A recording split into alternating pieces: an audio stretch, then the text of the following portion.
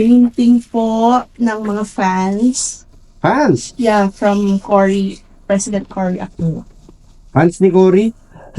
Opo. So, So, ito ba ay talagang kay Cory? Alam mo si President, si Madam President is napakadaming tagasunod. Ang daming nagmamahal. Totoo yan, hindi natin may tatago yan.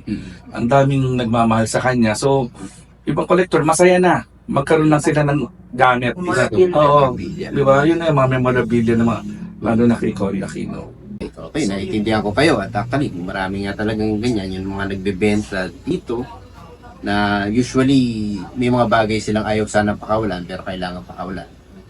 Yung iba nga mga medals pa, mga medals ng dolo nila na talagang walang katumbas na presyo dapat yun, sentimental value, pero napipilitan yung benta. Ako si Angelo Bernardo. Welcome sa Dekada Collectible Show. I-feature namin dito ang mga coins, collectibles, vinyl records, toys, books, antiques na dumadaan sa amin. At mag-interview din kami ng mga collectors and dealers. Siyempre, hindi mawawala ang ating mga pics at mga pasyal na may kinalaman sa collectibles. Tara, kwentuhan tayo. Ano po yung dala natin, ma'am? Mukhang malaki-laki yan. painting po. Painting. Yes. Painting nina yan, ma'am. Painting po ng mga fans. Fans? Yeah, from Cory, President Cory Aquino. Fans ni Cory? Opo. So, fan po. Fan. Yung ano niya, abaniko. Opo, abaniko. Painting na mga abaniko ni Cory. Opo. Okay. Ganda. Sige, ma'am, upo kayo. Thank you. Sige. Pangalan niyo, ma'am? Joy po. Joy. Taga saan po si Joy? Santa Ana po. Santa Ana. Okay. Painting ni Cory.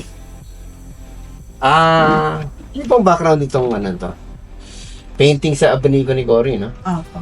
Ano pong background nito? Paano siya nakuha? Ito po binigay po ng mother ko sa amin. So, nasa family owned for years na.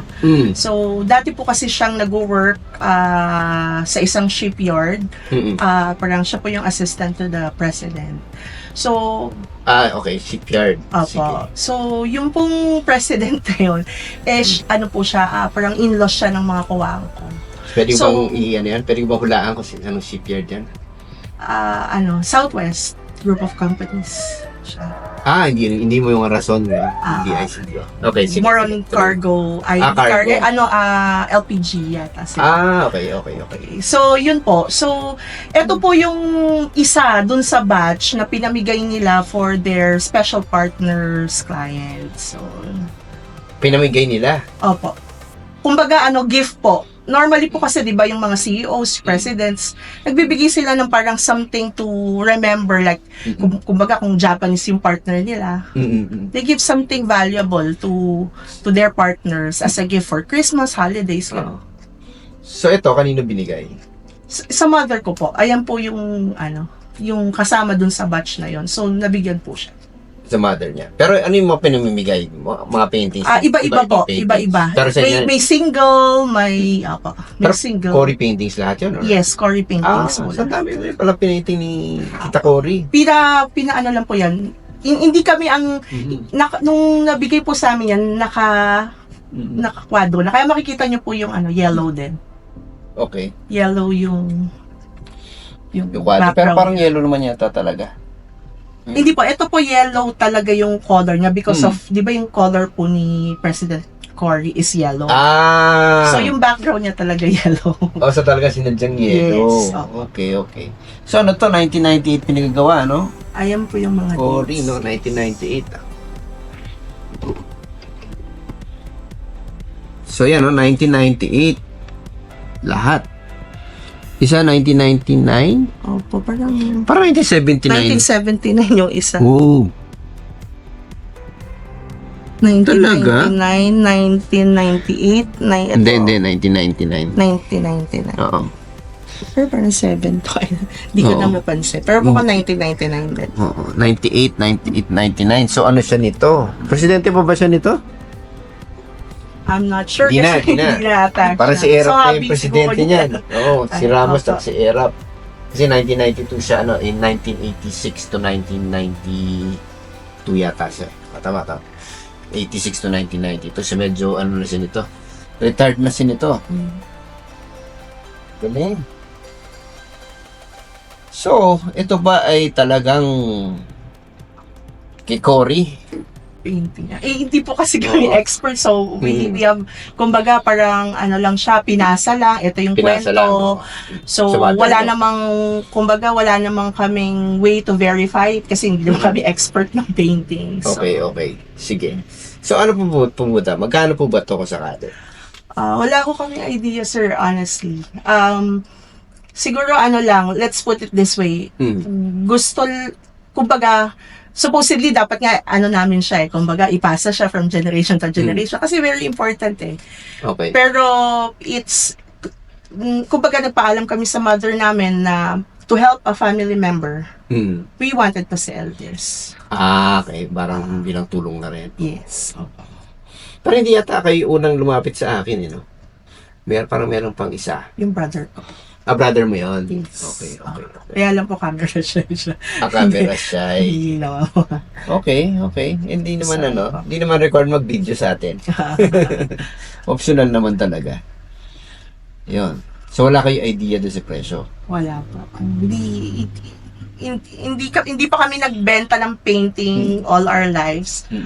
Bumibili kami, pero hindi na, yung mga paintings na magaganda, pero wala kaming idea kung magkano or kung paano yung cost na ngayon. Rough estimate. Sir, honestly, wala po akong Wala ka idea. wala po akong idea. I'm just leaving it sa inyo. Okay. Di ba? I trust you, and Wow. given your credibility, Thank you. kasi napapanood ko din po kayo, you're a very fair person. Okay. So, I know that we are in good hands na ibinigay namin yan. And we wanted someone na makakabili dyan na alam namin na ma-preserve or, di ba, who will put up into a good use. Gano'n. Gano'n. Sige. So, ako, well, interesting siya sa akin kasi nga isang, siya, bukod sa painting siya, work of art, galing siya sa isang former president. Yes. No? At siyempre, maraming kolektor tayo. Maraming tayong kolektor ng memorabilia. Na, eto, directly memorabilia to, di ba po? Kasi Yes. bukod sa, iba siya sa, sa mga flyers, campaign flyers, iba doon sa mga libro. Kasi ito mismo, gawa mismo sa kamay ng isang former president. Yes. Kung totoo siya. Yes. So, yun ang ating alamin. Alamin. Tatawag tayo ng expert. Sige pa. Yan. Hello. Ako nga pala si Dave Galvez. Isang vintage collector, mapa kotse, mapa antiques, mapa kung ano-ano man ng mga bagay na may mga values, kinakolekta natin. Nagsimula ako siguro mga 1990s. Pero actually iba ang linya talaga. Pero nasa luma na rin. Like sa mga antiques, sa mga furnitures, sa mga santos. So ngayon, through the years, medyo lumawak na, lalo na nagkaroon ng mga sa Facebook, yung sa mga social media, mabilis na makahanap ng mga gamit na luma at saka na uso. Etong way back ng mga 2000, may mga year 2000, nung pagpasok ng millennium na to, dumami na lalo ang kolektor, dumami yung mga hobbyist, yung mga nakolekta ng mga luma, mga jokebox, mga bote.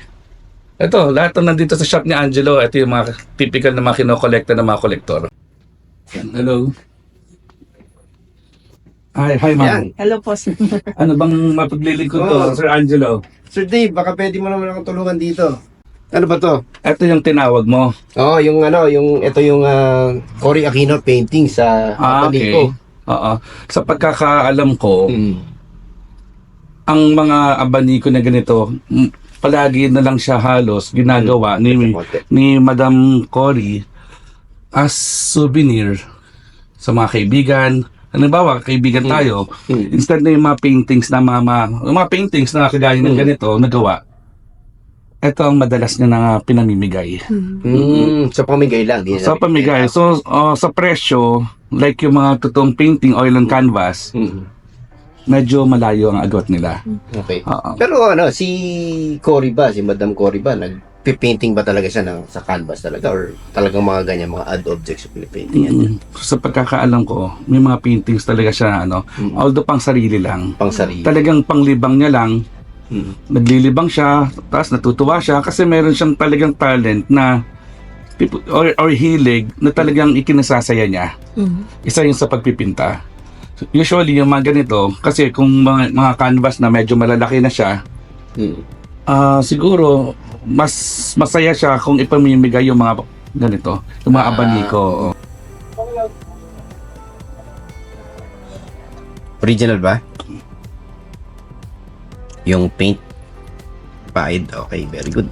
So ano to yun, pansin ko, 1999, 1998 yung mga painting. So ibig sabihin, parang di na sa presidente niyan, ano? Nasa talaga naglilibang na lang siya, mga ganong time. Libang-libang yan. Siya usually talagang siya, more on sa mga still life. Sa mga still life. Oo. So ito, ang topic niya, mga bulaklak. Bulaklak. Pero ang talagang mas common na gusto ng mga trabaho niya is mga makukulay. Kasi siyempre ramdam mo yung pakiramdam pag medyo madilim, medyo matamlay yung dating ng paintings. Iba pa rin siya. Iba yung i-compare mo talaga sa makulay, mapula, kulay dilaw. Lively. Usually, palagi. Even sa mga presyo. Okay. Kung mapapansin mo, tsaka yung mga buyer, gusto Talaga nila, mas- yung masaya. Doon siya nakilala. So ito ma'am, sabi niyo kayo na yung nag-frame? Tama ba? Pina-frame na po yan. Lahat po ng mga kasama nito naka-frame na. So yun nga po yung sinabi ko before. It's a gift for partners nung boss po nung mother ko. So ayan lang po yung mga natira. So marami siya. Marami Siya po dati. Okay. So may single, may tatluhan, may isahan. So po ganun. Pero kung mapapansin nyo, yung color scheme niya, pinattern din sa color po ni President. Dilaw. Yellow. Yung Blacks. dilaw yung, Yung dilaw yung yes. dilaw yung frame. Okay. Anyway, so anong magiging plano mo, Sir Angelo? Well, yun na nga yung tanong ko. Sa experience mo, naka-encounter ka ba ng ganito ng work ni Cory? Sa merkado, sa mga auction? Mangilang-ilan sa auction houses meron. Meron. Okay. May naliligaw. Pero ang estimate niya is kung doon natin ibabase, estimate ng mga ganito kumpara sa mga canvas, medyo malayo ang agwat. Malayo agwat. Malayo. Like ito, yung huli yata is naglalaro siguro mga 4 years ago, 3 to 4 years ago. Para naglalaro siya ng mga 8,000 per piece. 8 to 10,000 per 8 to piece. 10,000 per Oo. piece. So yun, hindi na natin alam kung magkano siya nabili. Kasi yung value kasi, depende talaga sa naghahanap. Depende sa rin. Oo. Minsan, presyohan mo ng 1,000, nabibili ng 300,000. Minsan naman, presyohan mo ng 20,000, hindi siya mabibenta. So depende. Pero ito, alam mo ba kung nabenta yan? Wala akong idea eh. Wala. Pero yung mga canvas niya, kagaya ng ganito, nagsisimula na ng 6 digits, like 100, hanggang 300, 100 to 300,000. Pero canvas Pero yun. tumataas. Tumataas. Iba pa rin kasi, compare natin sa mga papel or sa ganito, mga pang souvenir, iba pa rin yung value ng canvas. Okay. Pati sa pag-aalaga. Pero, like example, yung mga papel, kaya mababa ang presyo ng mga papel like watercolor. Pag yan na-damage ng tubig, sira. Ito, maski ibabad mo sa tubig yung mga oil on canvas, ibabad mo siya, hindi siya masisira. Yun ang kaibahan nila. So, tagal talaga. So, talagang kailangan alagaan. Okay. So, talagang mas mababa. Iba talaga, oo. So, yung 8 to 10 natin, hindi pa sigurado yung nabenta. Hindi ako sure kung nabenta siya. Pero, mabebenta. Lalo na ngayon, sa tingin ko kasi maraming, alam mo, si President, si Madam President, is napakadaming tagasunod. Ang daming nagmamahal. Totoo yan, di natin may tatago yan. Ang daming nagmamahal sa kanya. So, ibang collector, masaya na. Magkaroon lang sila ng gamit. Memorabilia. Oo. Di ba? Yun na yung mga memorabilia na mga, lalo na kay Cory Aquino. Galing, napaka-enlightening, Sir Dave. Okay, Ngayon, ito na yung desisyon natin. Thank you sa iyong Ayan. expertise. Okay, thank you. Salamat. Oh, so kayo na bahala. Sige, mag-negotiate muna kami. Sige. Ma'am, ayun, narinig niyo na si Sir Dave. Magkano niyo na siya gusto ibenta ngayon? Sabi po kasi ng kapatid ko 50 po. Kasi nga nabanggit ko nga po sa inyo yung proceeds nito will help a family member.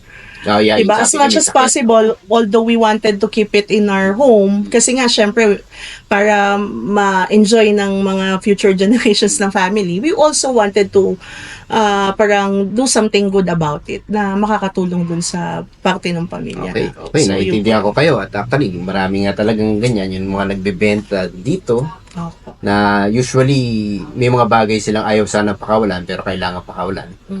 Yung iba nga, mga medals pa, yung mga medals ng lolo nila, gano'n. Na talagang walang katumbas na presyo dapat yon sa sentimental value, pero napipilitan ding magbenta. Okay, yung sa side ko naman, ma'am, siyempre kailangan akong kumita. Opo. And narinig yun man si Sir Dave, 8 to 10,000 siya nung 4 years ago, pero hindi pa natin sigurado kung mabebenta. So, tatry kong tumawad kung okay lang. Opo. Kasi yung komportable ako dun sa yung risk ba. Na, malamang mabebenta naman yan, pero kailangan ko rin siyempre protektahan yung aming margins, no? So, okay ba sa inyong 25? Baka po pwedeng dagdagan natin. 28? Pwede ko ba tawagin yung kawad ko kasi sa kanya po yung painting na yan. Sige. Kapatid ko. Sige, ma'am. Tawagin ko po. Tawagin. Pwede pong tawagin. Nakausap niya na yung kapatid niyo. 30 daw po. 30. Para lumalabas 10,000 isa.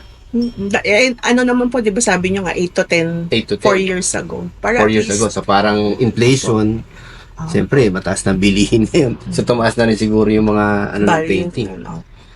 Okay, sige. I think yung 30 risk na kaya kong i-take yan.